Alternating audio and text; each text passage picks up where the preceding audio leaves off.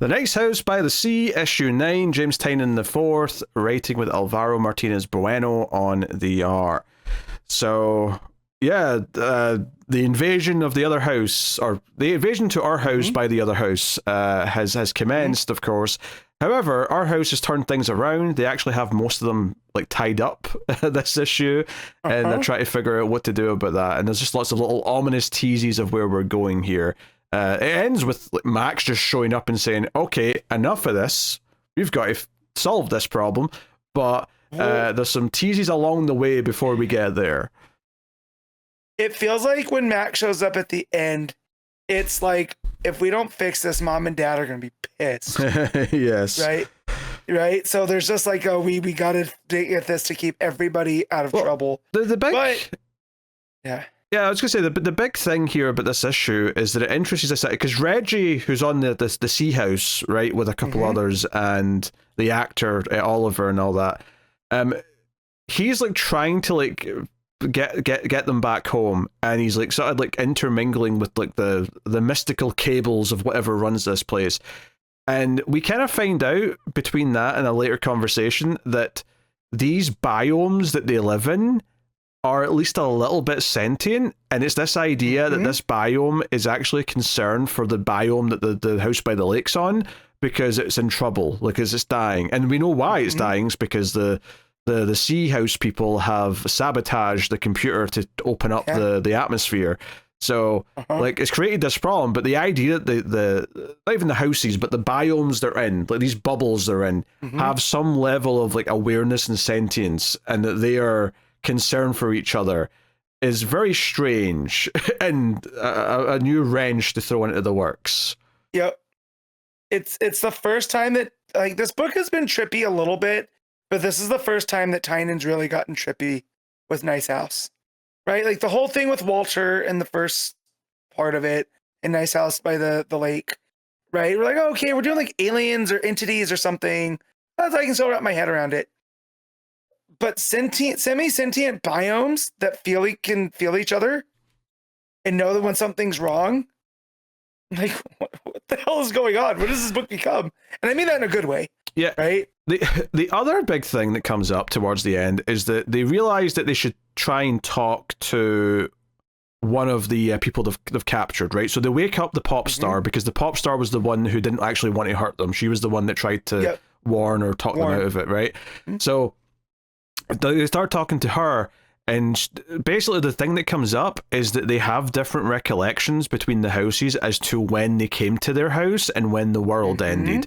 So our main house is always be under the belief that it was summer because they came here for a summer trip, right? And then it turned out, oh, the world ended and we're all trapped here. The pop star's like, it was October because it was just before Halloween, and she was mad that she missed Halloween. Because she loves Halloween. Yeah. She's like me. It's her favorite holiday. So which, I'll be honest, it's making me think that maybe the world's not ended. It makes me think that they're all in their bubbles and they've became at different times, but the actual world's still ticking away. I've still maintained, and this is from probably about halfway through book 1 through halfway through Nice House by the Lake, that this feels like a science experiment. And they tell them that the world's ended to see how they react to it, because if you think that you're going back to something, you're going to act differently in survival situations, right? Than you would if, like, no, this is it now, right? Well, and so... Yeah. And this gets into something that we definitely talked about last time, but this idea that the house by the sea, most of them are ruthless, right? They come over to try and kill the other people because they think they're the best and they deserve to be the winners. Whereas the people that Walter's picked actually care about each other to some extent, and they have heart, they have empathy, and they aren't villains, and most of them are actually still fairly good people. Now, sure, a couple of them have kept secrets. In fact, Nora just drops out of nowhere in front of the others this issue that she helped design some of this stuff. And they're like, wait, why didn't you tell us that before? And she's like, well, secrets and stuff, but I'm telling you now. And I'm like, that's such a huge bombshell to just drop in front of them. And I love that Sarah, because the book starts with Sarah and Nora at the bar when they introduced Ryan, the other artist. Yes. Right? When Walter introduced her to the rest of the group. And they're both sitting out there because they're the two smokers of their group. So they're outside and they get talking about how it's almost like Walter's showing off Ryan, right? Or is he showing off the group to Ryan, right? Yeah. And that's what they're looking at, and they're seeing how she fits in, right? So then here at the end, when Nora's like, yeah, I worked on this with Walter. And that's where Sarah's like, well, yeah, secrets, right? So it just shows like they first, well, probably not their first interaction, but where this issue starts with them having this talk about not everything. This is weird. This is a different thing they're picking up on. And here now it's like, oh, well, it's a lot weirder than you thought, that even you, Nora, are in on something.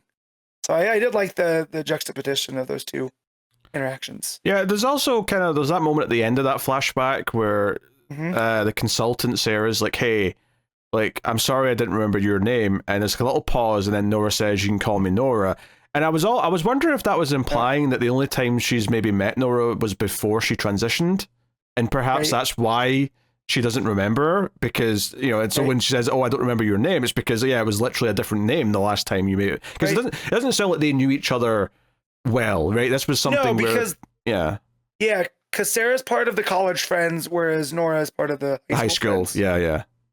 Right, because Walter and Nora will go way, way back. And yeah, so it could be that, but it also could just be like, also respecting, going like, hey, I haven't learned what you call yourself now, right? So, because I also read it as that, because Sarah's a consultant and knows how to play those type of, how to kind of walk around certain situations without stepping in it. And notably in the future, because like a lot of these flashbacks have been in this book, it's kind of been narrated by the character who's in them, but not from the present day part of the book, but from the future kind of post-apocalyptic timeline that we've been getting little teases of. And she's going to the bunker where all the guns are. So it looks like she's going for supplies and gearing up for something. So it's teasing furthermore what's going to happen down the line, and at some point.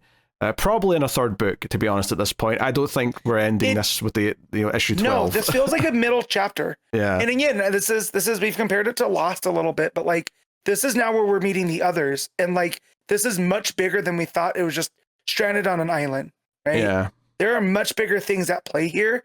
And there's no way in what issue is this? Is this issue 9? Yeah. In 3. I love Tynion as a writer. I don't think we could get a fulfilling ending in 3 issues to this magnum opus, right? So but yeah, the guns, and then Sarah in the present day, if you will, here where the house invasion is going on, she's going around looking like Sarah Connor with a gun and a tank top on, and I was like, oh, Sarah's cool. This is the most that we've gotten to hang out with her, because she's always just kind of been in the back observing things, which I also like this here, because that's how we're introduced in this issue, is that Sarah's observing what Walter's doing from outside the bar. And it's taking, she's always just kind of been in the back. Yeah, and she's taking charge, and she's proactive. Yeah, I mean, there's kind of teases here, Nora looking over her shoulder at Max at one point when everyone's together. But the big thing at the end is that when they are talking to the actress from the other house, or the pop star, sorry, I should say, and they're seeing these inconsistencies, that's, the end of the issue is Max showing up and saying, hey, this stops now. And she's not appeared in front of all these characters before. This is kind of a big deal. And she's like, hey, we're running out of time. We have to make some hard choices, which sounds like, oh, we're going to have to sacrifice a house or something here, or we're going to have to make some big dramatic decision. Yeah, like we have to get this down to 12 people between the two houses. So who's not making the cut, kind of thing, or something. That gave me so much anxiety, right? Because that's like real world survival stuff, right? You're on a lifeboat, we ain't all gonna make it, right? And stuff, and that's what I'm also wondering what the flash forwards are, where if these are the ones that have elected to stay in that other biome, right? And it actually starts to be about survival. And there's some people that aren't happy about that, right? So you have the experiment that's still going, right, to keep whatever the overlords are. I also, Matt, we have to acknowledge the possibility that all of this is part of the experiment, that this is all intentional. True. This idea of putting the two houses against each other, seeing how they fight. True.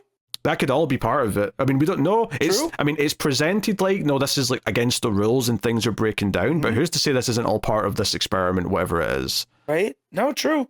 True, but yeah, that's how that's what I was operating off of. If that's where that's going, and all those flash forwards have been these are the people that maybe have volunteered to stay there, right?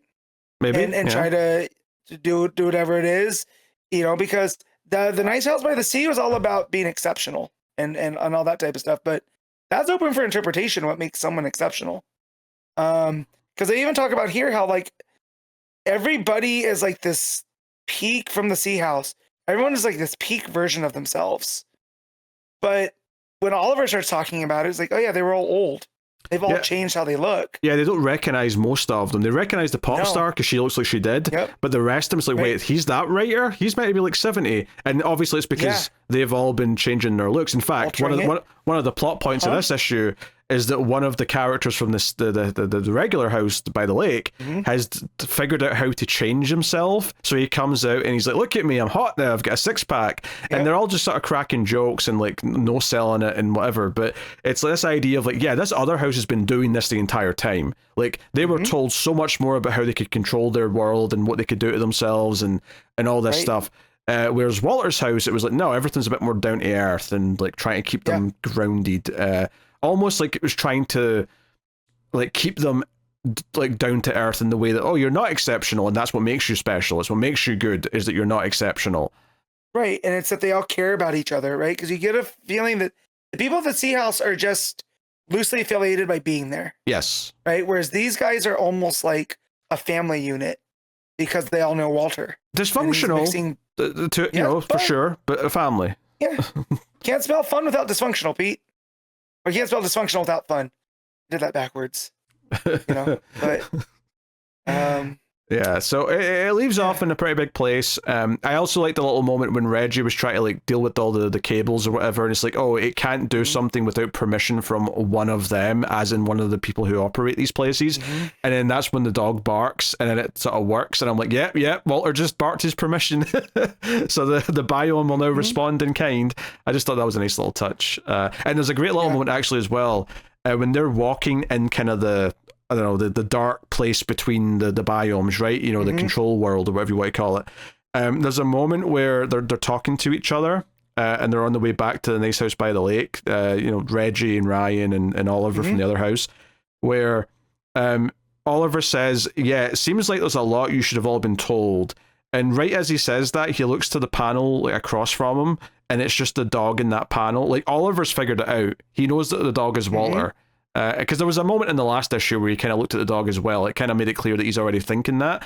But I like this idea that he's saying that to Walter. He's like, yeah, you should have told them a lot more about how this place works. Well, yeah, and it almost feels like, too, that Walter... So, like, we think that Max told them everything, so they all are very familiar with what's going on.